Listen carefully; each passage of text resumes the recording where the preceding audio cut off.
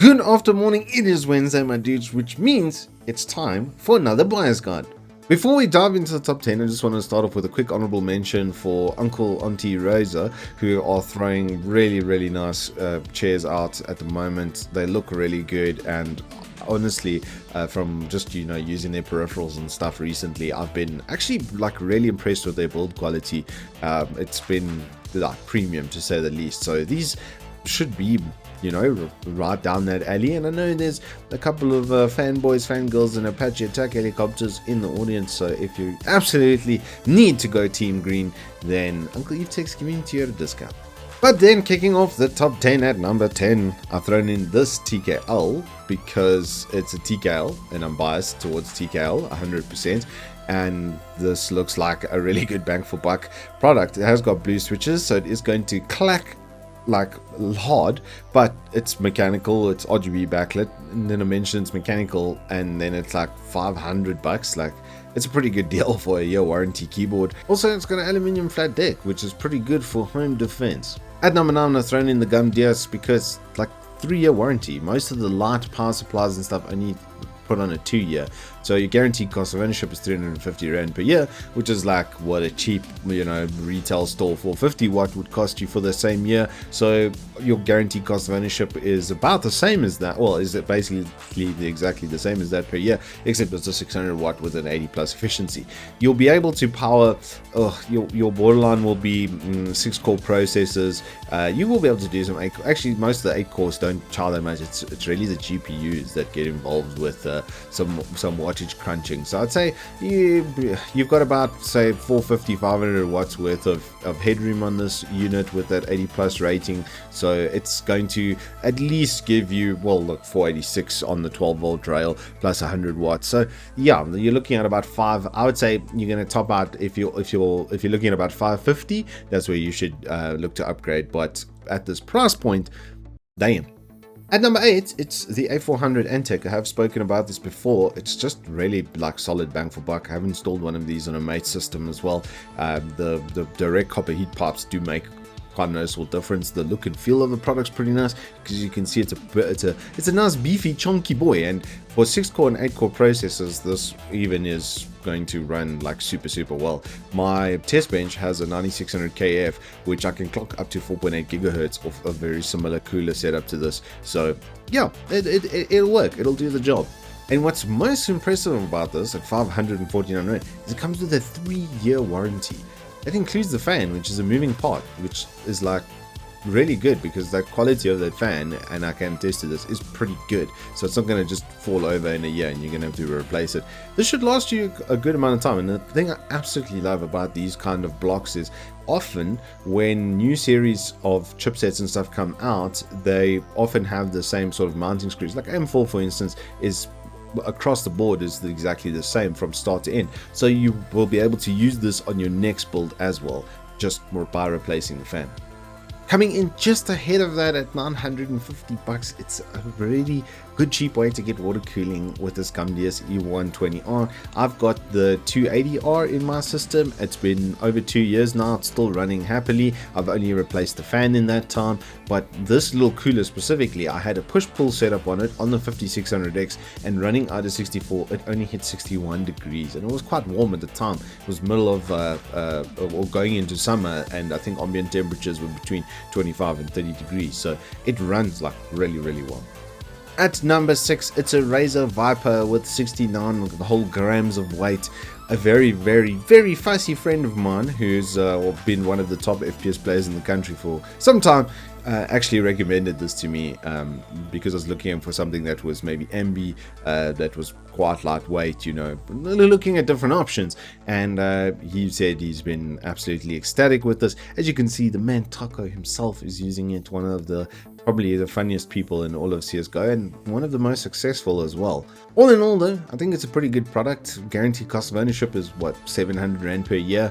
It's not the cheapest ever, but like I say, as of late, Razer build quality has been significantly improved. It's like feeling very Mercedes-Benz, let's put it that way.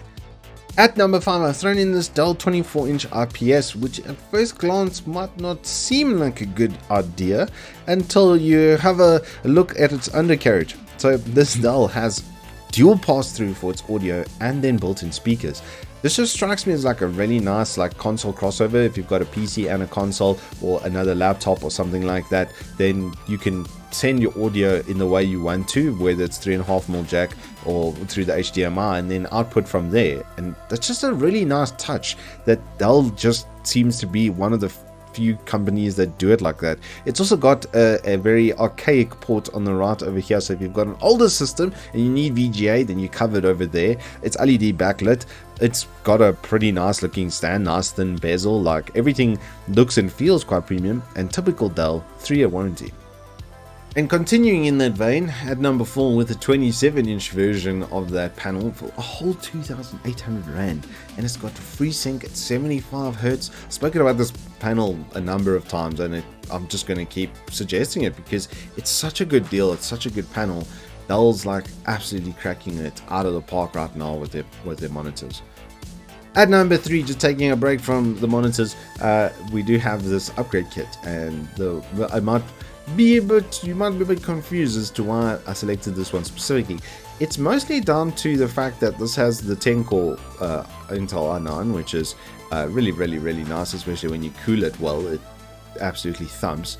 As you can see, 5.2 gigahertz potential is pretty damn good, and it's got this Clev RAM kit, which is CL16 3200 megahertz, and it's a dual channel kit. It's 2x8 gig plus a Z490p motherboard. Now, just the processor, if you had to buy it off the Evetech store right now, is 9,500 Rand, and if you look over at the total price, it's 11,400. So for less than 2,000 Rand, Evetech is giving you proper motherboard with some future proofing in it. It's a Z series, so you can put a K series chip on and do some overclocking if you want to in the future, and proper RAM setup for it as well. Just that RAM setup would eat up the 1,800, 1,900 Rand that's there. So effectively, you're getting a motherboard for free. Coming in the second spot, it's my very monitor that I'm using right now. Now, I have done a review on this panel, and it's not on the page, so I'm going to smack the Evetech marketing boys right on the back of the hand.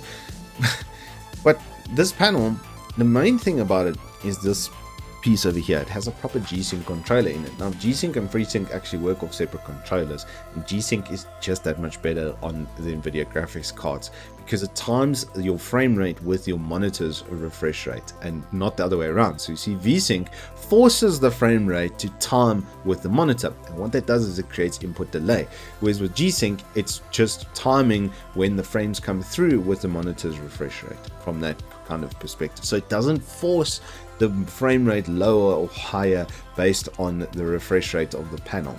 The only caveat on this monitor though is sometimes MPRT is actually better when you go to extremely high frame rates in games. So like when I play CS, and honestly when I was playing some Dota yesterday, I also noticed it now that I'm getting like 290 FPS in Dota, thank you Gaben, but when you go over like 250, there is a little bit of contrast, high contrast color drag. So what does that mean? It means that where there's like a very bright color next to a darker color, then the darker color will drag across the brighter area somewhat if your frame rate's very high.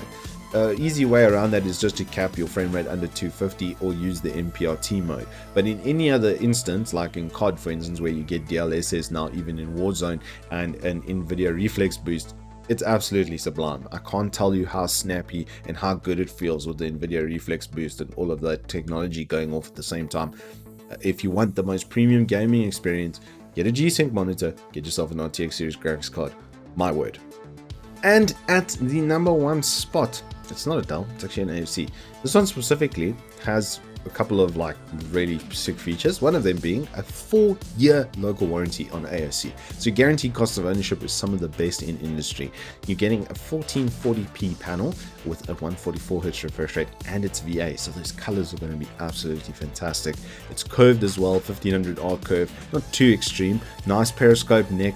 The only thing I don't really like about the AOC is how like wide the base is on this. It does make it quite stable obviously on the table. It just could be maybe a little bit smaller. The nice thing though is you can actually rotate the panel, so if you need to get into the esports intimacy position with your panel, then you can at least have the sort of angled piece at the bottom like that, so your keyboard can come up underneath that. The overall value here, even without G-Sync, just having that 1440p 144Hz at this price, with again a 4-year warranty is absolutely fantastic. Anywho, that is all I have for you today in the top 10. If you have enjoyed it, please do hit us up with a like and subscribe, and I will see you on the flip side.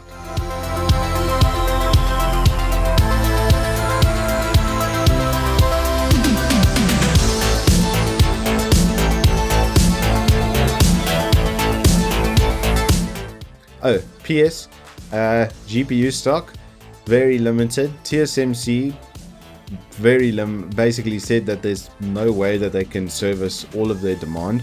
Intel pretty much said the same thing, and Nvidia has made another 3080 Ti graphics card for some reason. So things are looking very weird, and yeah, sorry, there's very little we can do, but what I can say is, trust me, Evetech's trying to get you that stock. Don't you worry about that. They're doing everything in their power to do so. Okay, thanks you. Bye bye.